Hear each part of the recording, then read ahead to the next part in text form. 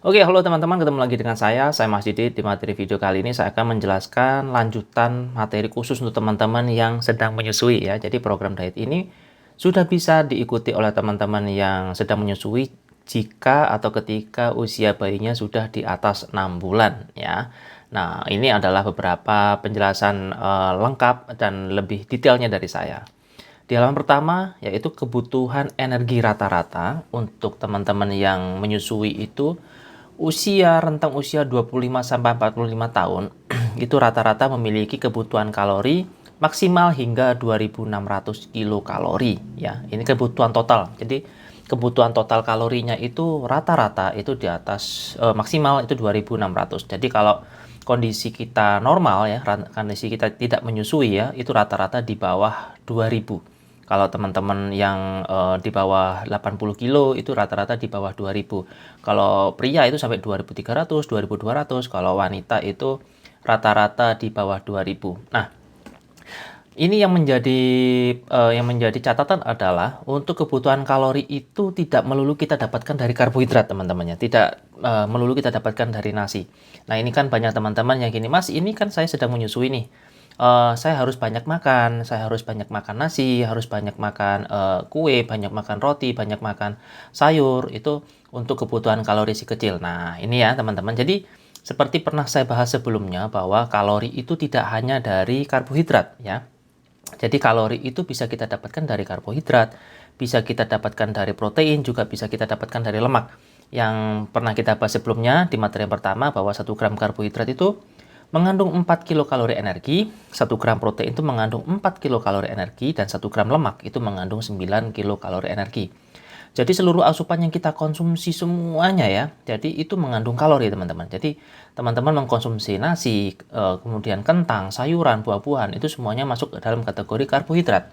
Mereka semuanya mengandung energi, mengandung kalori. Nah, terus kemudian kita makan tahu, tempe, ayam, telur, ikan, daging, dan semuanya yang mengandung dari protein itu ya, itu semuanya mengandung protein, dan masing-masing protein itu 1 gramnya mengandung 4 kilokalori energi. Nah, ini yang perlu digarisbawahi bahwa 1 gram karbohidrat dan 1 gram protein itu jumlah kalorinya sama per gramnya, yaitu sama-sama 4 kilokalori energi. Nah, dari sini kita udah bisa tahu itu bahwa untuk mensubstitutkan atau menggantikan karbohidrat itu kita bisa mengkonsumsi protein, teman-teman. Jadi protein itu bisa kita maksimalkan di sini. Jadi untuk mengisi energi di tubuh kita, untuk mengisi kalori di tubuh kita, itu bukan fokus hanya kepada karbohidrat dari nasi. Kita bisa memaksimalkan proteinnya, bisa memaksimalkan dari tempe, tahu, ikan, telur, dan segala macamnya. Itu sangat bisa membantu melengkapi atau mengganti energi yang bisa kita dapatkan dari karbohidrat, teman-teman ya. Terus kemudian yang berikutnya lemak. Lemak itu 1 gram lemaknya mengandung 9 kilokalori energi. Ini lebih besar daripada karbohidrat dan protein karena 2 kali lipat lebih banyak daripada karbohidrat dan protein. Sedangkan kalau kita pecah lebih detail teman-teman ya, kebutuhan untuk teman-teman yang menyusui itu protein lebih dari 80 gram.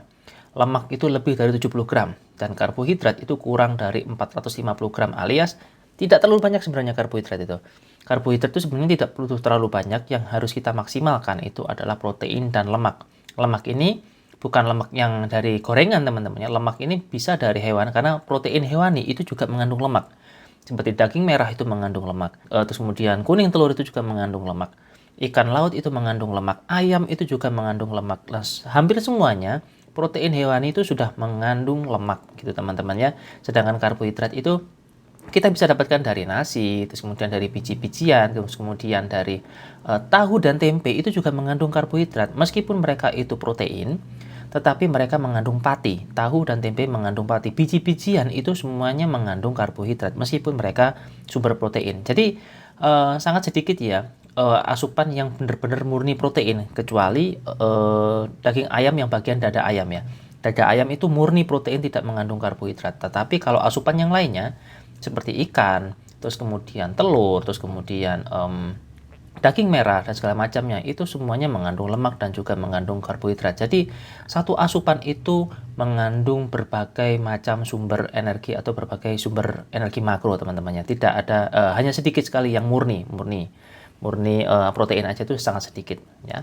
Kemudian kebutuhan seratnya adalah lebih dari 36 gram. Nah, dari sini kita sudah lihat ya bahwa kebutuhan energi teman-teman ketika menyusui itu sangat besar. Sangat besar, tetapi tidak hanya fokus kepada karbohidratnya, tetapi juga bisa dimaksimalkan dari protein dan lemak ya. Jadi bukan hanya dari karbohidrat. Lemak itu juga butuh besar, protein juga butuh cukup banyak juga. Nah, terus kemudian bagaimana cara menghitungnya untuk asupan kita sehari-hari teman-teman? Bagaimana cara menghitung berapa kalorinya, berapa karbohidratnya, berapa proteinnya, berapa lemaknya? Tidak perlu teman-teman ya. Jadi untuk metode ini kita tidak melakukan perhitungan berapa kalori, tetap ya kita tidak melakukan perhitungan kalori, tidak menghitung berapa proteinnya, berapa lemaknya, tidak. Kita lebih fokus kepada kombinasinya atau komposisinya ya. Kita lihat di halaman 2 ini, kita bagi menjadi 5 meals a day, 5 meals a day, atau 5 makanan atau 5 asupan dalam sehari. Yang pertama adalah breakfast, yaitu mulai dari jam 6 hingga jam 8. Kalau teman-teman habis subuh boleh mulai dari jam 5 sampai jam 8 atau jam 5 sampai jam 7 gitu, nggak apa-apa.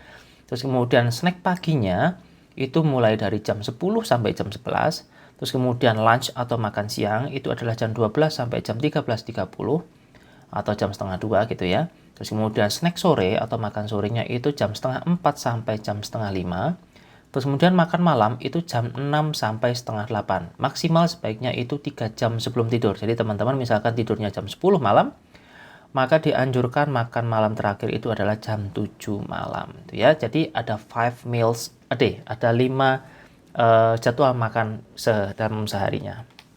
Nah, di halaman 3 kita melihat kombinasinya teman-teman ya. Kombinasinya yang pertama di breakfast. Breakfast itu atau di sarapan maksimalkan kalori dari buah dan biji-bijian teman-temannya, seperti lifestyle company yang pada umumnya. Contohnya dari pepaya boleh. Alpukat itu juga mengandung lemak ya, kalorinya dari lemak ya. Karena alpukat itu mengandung lemak sehat. Kurma itu juga mengandung kalori, pisang itu juga mengandung kalori, apel, madu, dan chia seed itu semuanya mengandung kalori, bahkan chia seed itu mengandung lemak sehat juga. Jadi di pagi hari maksimalkan buah ya, karena buah itu adalah sumber karbohidrat atau sumber kalori yang menyehatkan ya.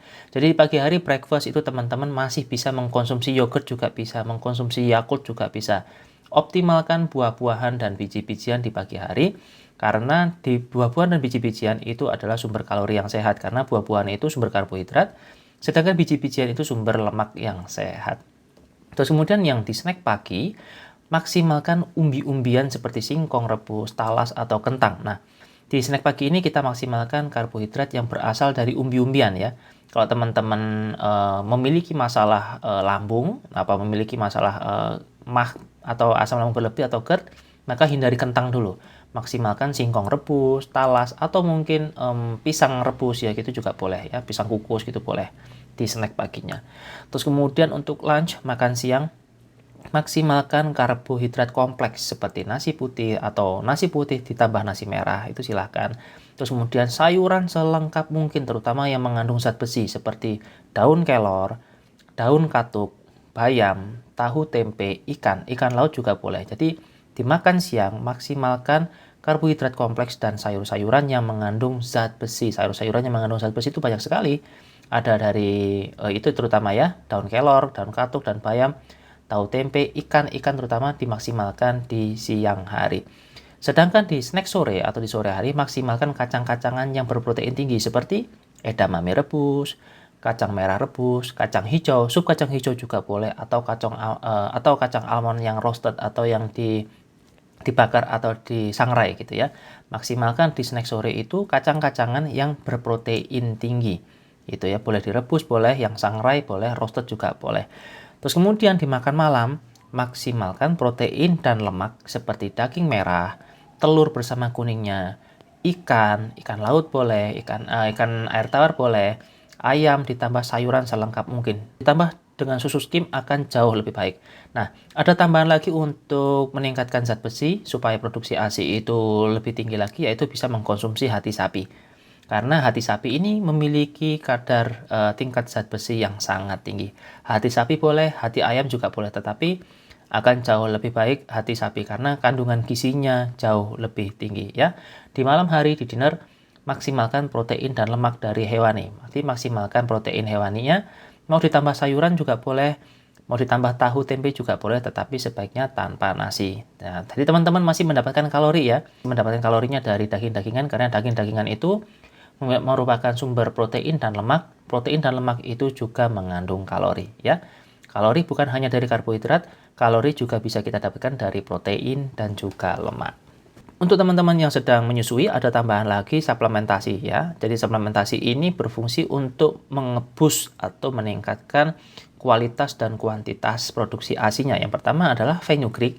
Fenugreek ini adalah biji-bijian yang dia termasuk rempah-rempah ya sebenarnya. Ada yang utuh, ada yang sudah lembut gitu. Yang sudah lembut biasanya sudah dikemas dalam bentuk kapsul. Nah, ini fungsinya sangat bagus untuk melancarkan ASI dan menambah berat badan bayi. Dia zat besinya cukup tinggi dan juga memiliki serat yang sangat tinggi. Ini sangat bagus untuk produksi ASI. Kalau ingin mengkonsumsi ini sebaiknya dikonsumsi di pagi hari setelah sarapan yang pertama. Jadi setelah konsumsi buah-buahan yang pertama bisa mengkonsumsi fenugreek. Kalau yang bentuknya kapsul bisa dikonsumsi 1 hingga 2 kapsul per hari dan dikonsumsi setelah sarapan. Terus kemudian yang kedua bisa mengkonsumsi suplementasi tambahan seperti kalsium dan vitamin D untuk kepadatan tulang. Ini biasanya ada pada susu-susu yang khusus untuk ibu menyusui atau suplementasi yang berbentuk semacam kayak obat-obatan atau kapsul atau tablet itu juga boleh ya.